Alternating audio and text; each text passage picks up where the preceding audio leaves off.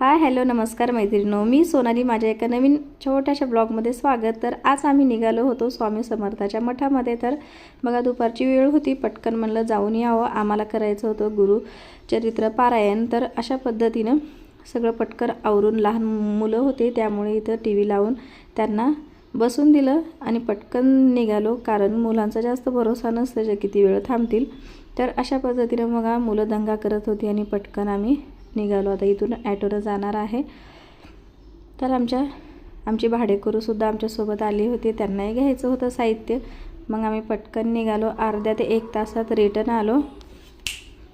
तर बघा आता शिक्रापूरहून आम्ही तळेगाव रोडला, तिथं आहे स्वामी समर्थांचं केंद्र.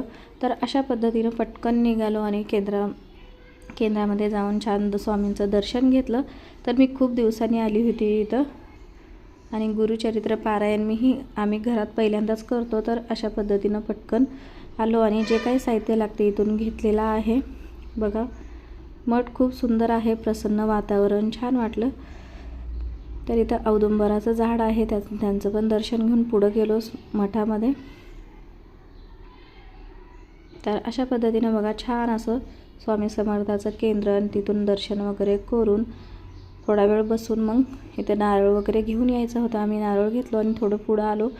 तर आता बाहेर आलो होतो, त्यासाठी इथं थोडंसं म्हणलं नाश्ता करून जावं. संध्याकाळची वेळ होती. मस्त गरम गरम वडापाव इथं बनवत होते, मस्त चवसुद्धा छान आहे. मग एक वडापाव खाल्ला. पुढं येऊन थोडंसं किराणा वगैरे घेतला आणि घरी आलो. तर बघा किराणा वगैरे घेऊन घरी आलो, खालीच बसलो होतो. असा होता हा छोटासा ब्लॉग. कसा वाटला कमेंट्स करा. व्हिडिओ आवडत असेल तर चॅनलला लाईक करा, शेअर करा, फॉलो करा. अशाच नवीन रेसिपीसाठी चॅनलला नक्की सबस्क्राईब करा. धन्यवाद.